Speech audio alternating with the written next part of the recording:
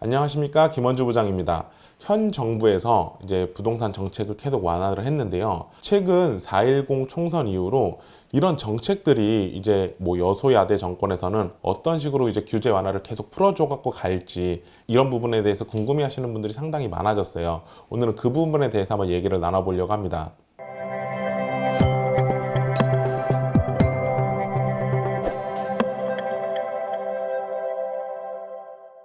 여야가 공통적으로 확실한 건 공급을 늘리겠다는 생각이 있기 때문에 지금까지 완화 정책에 대해서는 모두 배제를 하진 못할 거예요.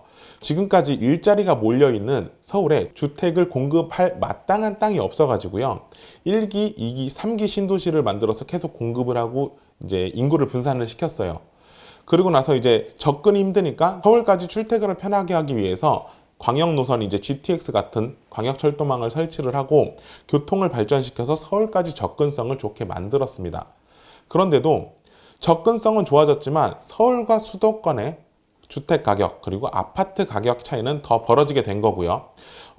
여기서 볼 수 있는 게 교통도 중요하지만 입지에 대한 중요성이 더 커지는 것이 이제 가격으로 증명을 하고 있는 거죠. 서울에서 주택을 공급할 마땅한 땅이 없어서라고 말씀을 드렸는데요. 이런 부분을 충족시키기 위해서 재개발, 재건축, 이제 완화 정책들이 계속 발표가 됐어요. 재건축 같은 경우에는 이제 안전진단 없이 재건축을 진행을 하기로 했고, 재개발 같은 경우에는 노후도 요건을 완화시켜 주기로 했어요. 그러니까 67% 정도에서 60%까지 완화를 시켜서 재개발할 수 있는 면적을 늘려주겠다는 건데, 또한 이제 역세권 주변에 이제 종상향이라는 얘기도 계속 나오고 있거든요.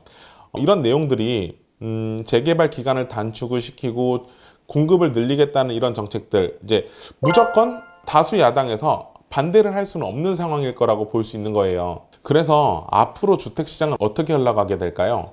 최근에 신문 기사를 보면 이런 내용 기사가 있습니다.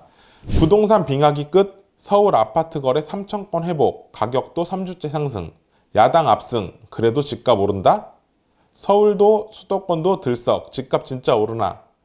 이제 거래량이 늘면서 집값이 바닥 다지기냐 아니면 이제 상승의 초입이냐라는 말들이 있는데, 제가 이 부분을 다시 말씀드리면 어쨌든 바닥을 다지기를 하더라도 시간이 지나면 올라간다. 그리고 상승의 초입이냐 올라간다. 결국은 집값이 올라간다는 말들이 내포가 돼 있는 내용이에요. 이 부분은 무조건 상승한다고 보면 좋을 것 같아요. 그래서 부동산 가격이 더 떨어질 것이다. 아직은 매수할 타이밍이 아니다. 라는 이제 이런 말을 하시는 분들이 많은데, 우리나라 같은 경우에는요. 집값이 이제 금리의 영향을 상당히 많이 받는 나라예요. 뭐 전세값도 마찬가지고 주택 가격도 마찬가지일 거예요. 미국에서 이제 금리 인하를 예상하고 있던 날짜가 뭐 올 9월에서 내년 초에는 금리 인하를 할 것이다 라고 얘기를 했는데, 금리 인하 얘기가 나오지 않고 지금 뭐 전쟁도 나고 유류가도 올라가다 보니까 지금 현재 우리나라도 기준금리 3.5%로 계속 유지를 하고 있어요. 지금 이 3.5% 금리에서 가격이 형성돼 있어서 이 시세로 유지가 되고 있는데, 기간이 좀 문제이긴 하더라도 이제 추후에 금리가 낮아지게 된다면은 그만큼 전세 가격도 금리에 따라서 더 올라가게 될 거고, 전세 가격이 올라가면은 이제 당연히 매수로 이제 눈길을 돌리게 될 거고, 그만큼 가격에 영향을 받아서 집값은 무조건 올라갈 수밖에 없는 그런 구조로 되어 있거든요. 금리가 낮아지면 집을 사야지 라고 생각하시는 분들도 많잖아요. 막상 금리가 낮아지면 집값은 그만큼 많이 올라가 있을 거거든요. 그 생각을 하고 있는 것 자체가 상당히 무서운 생각인 것 같아요. 모든 것이 확정되어 있을 때는 그만큼 가격이 반영이 돼 있기 때문에 먼저 선점해서 움직이는 부분, 이런 이제 부동산 지식이라든지 이런 부분을 좀 키우셨으면 좋겠다는 생각을 좀 해봅니다. 그리고 이제 부동산 시장 같은 경우에는요, 이제 수요가 늘어나게 되면은 그만큼 공급이 받쳐주지 않게 되면 가격이 상승할 수밖에 없는 그런 구조로 되어 있습니다. 근데 향후 5년간은 특히 서울에는 공급 물량이 상당히 적기 때문에 부동산 가격이 무조건 상승할 수밖에 없는 구조로 되어 있어요. 근데 여기서 보면은요, 지금 아파트 공급가를 보면 서울 평균으로 평당 3,800만 원이라고 이제 기사를 통해서도 볼 수 있는데요. 30평대 국민평형의 아파트를 갖게 되면은 12억에서 13억 정도의 가격이 필요해요. 근데 수요는 늘어나고 공급은 없다. 그럼 이런 물건조차 귀하게 되겠죠. 그럼 그 이상의 가격으로 올라갈 수 있는, 앞으로는 이제 무조건 상승을 할 수밖에 없다는 그런 시장으로 바뀌게 될 거고, 아파트 시장은 그럴 것 같아요. 앞으로 공급이 없기 때문에 가격이 계속 올라갈 것으로 예상된다고 말씀드릴 수 있을 것 같습니다. 그럼 내 집 마련의 이제 주거 사다리라고 불리는 빌라 시장은 어떻게 될까요? 지금 현재 빌라 시장은요, 전세 금액에 대한 정부의 제재, 그런 이렇게들 얘기 많이 하는데 전세가 상한제, 이런 부분 때문에 역전세 문제가 상당히 많이 발생을 하고 있고요. 가격이 이제 저평가가 되고 있는 상황이에요. 이런 역전세 때문에. 뭐 상황도 뭐 이런 내용들도 있잖아요. 뭐 빌라 사기니 뭐니 해갖고 인식도 많이 안 좋아진 부분들도 이 가격을 저평가하게 되는데 많이 적용이 됐다고 보시면 될 것 같아요. 이런 상황에서 이제 투자에 좋은 기회가 생기는데요.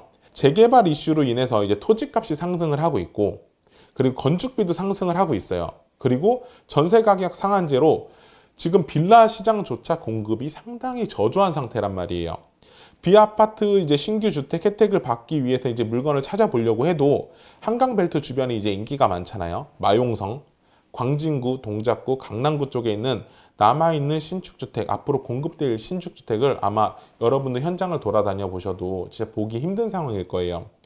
지금은 이제 이런 빌라 시장도 상급지냐 이제 핵심 지역이냐에 따라서 편차도 계속 늘어나고 있는 상황이기 때문에 지금이 아마 핵심 지역 그리고 입주권을 위한 투자를 하기 위한 시장에서는 가장 적기가 아닐까, 그리고 가장 좋은 가격에 투자를 할 수 있는 시기가 아닐까라고 생각을 해봐요. 빌라 가격이 아까 전세가 상한제라고 말씀드렸는데 공시가의 126%라는 공식을 적용을 해갖고 이제 가격을 억누르고 있단 말이에요. 이런 부분들이 이제 민원도 많이 들어가게 될 거고, 이게 현실적으로 이제 다 월세로 내모는 형상으로 가기 때문에 이게 뭐 아무리 여소야대 정권이라고 하지만 이런 부분을 해결을 해줄 수밖에 없는 정책들이 나올 거거든요. 그러니까 126%라는 룰이 깨지게 되면 전세금이 그만큼 많이 올라가게 돼서 지금 투자를 계획하고 계시는 분들은 이번에 이제 이렇게 저평가가 되어 있는 시점에 투자하시는 게 가장 좋은 시기일 거라고 보고 있습니다.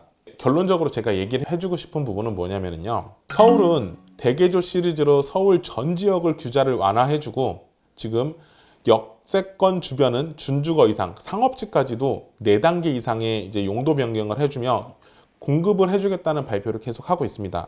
그리고 특례 보금자리론, 그리고 일십 대책에 모든 정책이 바뀌진 않았지만 취득세, 양도세 완화 등 이제 시행령으로 바꿀 수 있는 부분들 때문에 거래량이 늘어나고 있는 상황이에요. 이런 부분까지 이제 정치적인 이유로 이제 반대는 하지 못할 거라고 보고 있고요. 앞으로 이제 규제 완화를 통해서 경기를 활성화시키지 않는다면은 장기적으로는 이제 경기 침체로 빠지게 될 것이고 주택 공급 또한 또 멈추게 될 거예요. 여야의 공통적인 계획이 뭐냐면 공급을 늘려야 되겠다는 계획은 이제 바뀌진 않았거든요.